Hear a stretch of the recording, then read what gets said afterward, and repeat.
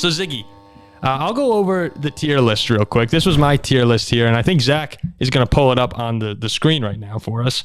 It's my tier list, and I'll go through it, and then you can tell me where I went wrong, okay? I tried to divide it up so it's not just S, A, B, C like most tier lists. I gave the titles to them to some degree. They're not completely accurate, but I think they look good. So they're pretty close. Yeah, they give you a general idea what's going on. I'm in. All right, sweet. So let's do this. At the top of the NFC tier list, the favorites, the Eagles and the 49ers, elite offenses, elite defenses, both top 5 in the NFL, and elite coaches in Kyle Shanahan and Nick Sirianni. That's who I have at the top. Level down, the next best contenders, in this case, contender, the Dallas Cowboys. Some people might have them on that first tier.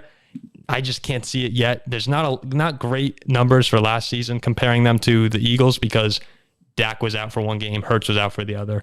They lost to the 49ers in the playoffs. It's just this Dallas team. We've seen they haven't been to an NFC championship game since 1995. They haven't been on a playoff run in a long time. So despite having a top 5 defense in the NFL and probably a top 10 offense, I can't put them on that first tier yet because we just haven't seen it. We've seen the Eagles and 49ers going far in the playoffs or all the way to the Super Bowl, not yet with Dallas. Next layer down, the third tier, there's a world is what I called it. The Vikings, the Lions, and the Seahawks. If you were to take a look at these offenses, all really good. In points per game last season, Detroit was 5th, Minnesota 8th, and Seattle 9th. Now, the reason I have Minnesota, and I actually did rank it, so whoever's the furthest left is actually at the top of the tier.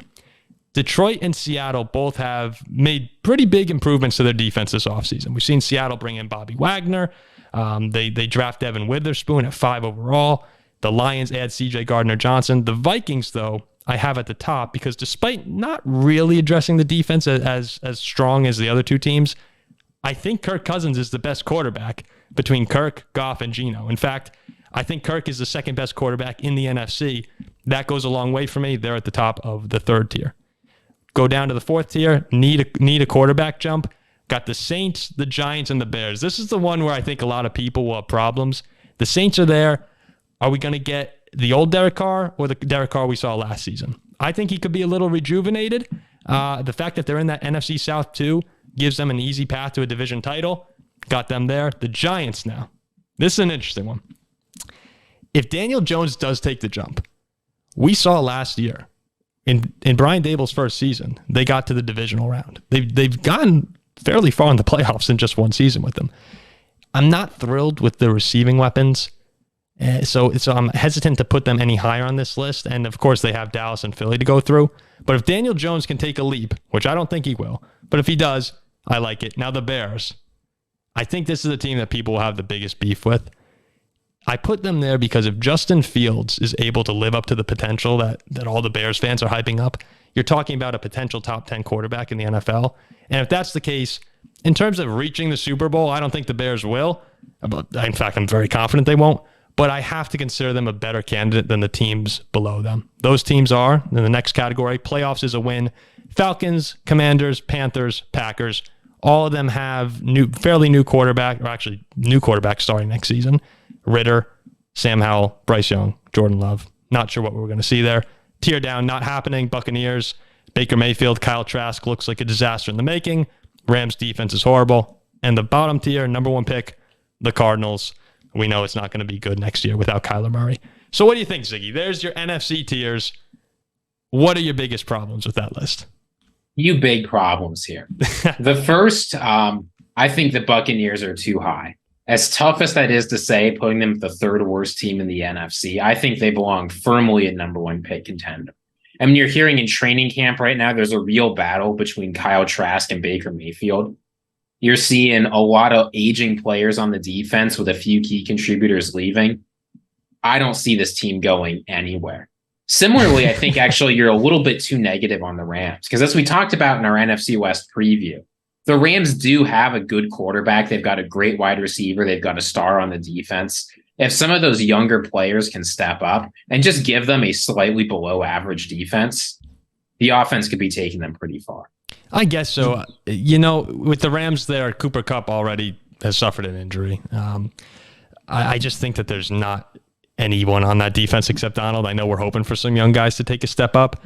I just don't see it. Look, it could happen, but in terms of putting them on the same tier as those 4 teams above them, I just think the roster's a little too weak. And then aren't you surprised that Baker hasn't beat out Kyle Trask by now firmly? That's worrying. That's very concerning. The way that the beat reporters are cashing it out is Kyle Trask is having his best practices ever. But there's not a lot to like in Kyle Trask. He's sort of like Jordan Love, except he hasn't even shown one good game in the NFL. Right? People keep talking about how the Packers are in danger because Jordan Love isn't an exciting quarterback. He showed more in college and he showed more in the NFL. I'd be very nervous if it were Trask and Baker Mayfield for my team. Yeah, look, if Baker's just okay, you can put the Bucs in that playoffs as a win tier because the rest of the roster is okay. There's some talent on that team. It's just the reports do not look good. And last time we saw Baker Mayfield, it wasn't pretty. All right, so the Bucs and the Rams, a little bit of issues there. Anything else? Or is this perfect? This pains me to say it, Paul. My biggest issue on this entire list, the Vikings. I think they are way too high. You don't have a tier called needs a defense jump, but if we imagine such a tier, I think the Vikings are in it, and I think they're firmly behind at least the Saints. The defense was so bad. It was so bad. It was. And I get you've got Brian Flores coming in, but it's going to take him a while to implement his scheme. And it's not like they've got perfect players for him to work with, right? It's largely Danielle Hunter and a bunch of nobodies. And an aging Harrison Smith, yes. Harrison Smith is going to play like 8 games this year. It pains me to say it. I mean, I love Harrison Smith, but you can't have Harrison Smith be the key to your secondary. It was the Vikings and the Bears were the 2 teams that I figured most people would have problems with. Are you okay with the tier the Vikings are in? Would you put them at? No. Okay. They should be a tier down. Like, there's no spot for them because I think, and fair enough, like the needs a quarterback tier makes sense. Mm-hmm. But if you imagine an equivalent needs a defense tier, the Vikings are in there. Gotcha. So they should be down 4 or 5 teams. You've got them 4 teams ahead of the Giants who obliterated them in the playoffs. Obliterated's tough. It was a 1-score game, but. Look, Paul, you watched that game. They obliterated us. They obliterated the defense. Yeah, that is true. That is true. All right. How about Chicago and New York? I'm okay with that. Particularly, I think New York, I can't see them winning a Super Bowl. I just can't. But I could absolutely see them taking a step forward and making the NFC Championship game. Or at least, I think returning the divisional round is extremely reasonable, right? They've gotten more weapons for Daniel Jones. I know you said you're not super excited, but I'm really expecting a lot from Darren Waller this year. Oh, it's certainly better than last year. Yeah, and last year they were good enough to beat a highly seeded Vikings team. And I get that the Vikings had problems. I mean, I just talked about them, but if they draw a favorable matchup or two, and I think they can place well enough in like the wild card standings to do that, it's totally possible for this team to win a couple games. And we mentioned this before when we were talking about the Giants in our NFC East preview, but last year, 3,200 yards, 15 touchdowns for Daniel Jones. A lot of people, you have to consider it the best season he's had as a pro, but those numbers don't jump out at you. So if you're able to, and I do want to acknowledge he had 700 rushing yards because a lot of people were upset we didn't mention that when talking about the Giants. And that's a real number. That's a real number. That's a great rushing season for a quarterback. But if you're able to unlock another level of him, and maybe Darren Waller and Jalen Hyatt and these new offensive weapons can do that, you're talking about a team with a legitimate chance of making a run. You could see them getting in and making some noise. Again, are they good enough to beat the Eagles or the Niners or the Cowboys? Still probably not. But with a really good Daniel Jones and not just what we saw last season, maybe there's a chance. They did get blown out in those games last year, though. That is the concern. The other team that I think of that I'm a little bit worried about are the Bears. Mm-hmm. I know you talked about the need for an offensive improvement, and that's true, but I think that's probably coming. But they have an equally big need for a huge defensive improvement, right? They had the worst scoring defense in the NFL last year. They were 4th worst in yards per game. And I get there are a lot of additions, right? They brought in new linebackers. Like, there's a lot that they did to improve the defense. Yes. Yeah, but even if like Tremaine Edmonds, TJ Edwards, even if like those signings work out, you're still talking about a defense going from worst to needs to be average for them to do a whole lot. Right, this team won 3 games last year. Yeah, you can't forget that they had the number 1 pick in the draft, and I believe they lost their final 10 games of the season.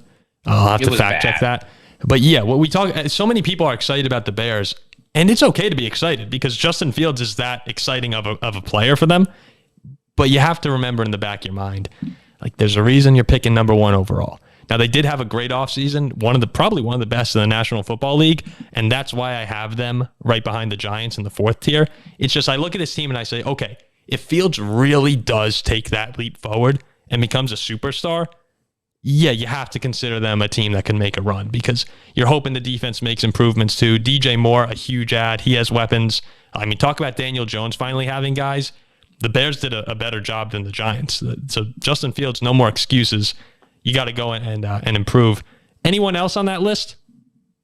I was just thinking, can you believe that last year the NFC North had 3 of the 4 worst defenses in the NFL? Oh, no. And it's not like they were playing offensive firehouses either, right? Like, you know, the Lions were really good. The Vikings were pretty good, but it's not like they were facing the Chiefs and the Chargers every week. The defenses were putrid. So every single team except the Packers, you know, it's not like the Packers were a great defense, right? They were average. That made them so much better than everyone else. And then I do think Detroit has potential, especially because their defense has made some big jumps this offseason. If they're able to maintain that 8-2 team that we saw the final 10 games of the regular season, I mean, they were a top 10 team in football going into the playoffs. If they had been able to get in, I think they would have given San Francisco the biggest problems. So there's someone I'm still questioning a little bit because I'm not fully confident in Jared Goff. I have the Vikings above them because, like I said, I trust Kirk. I think Kirk is a top 10 quarterback in the league, and that goes a long way for me. But yeah, there we go on the NFC.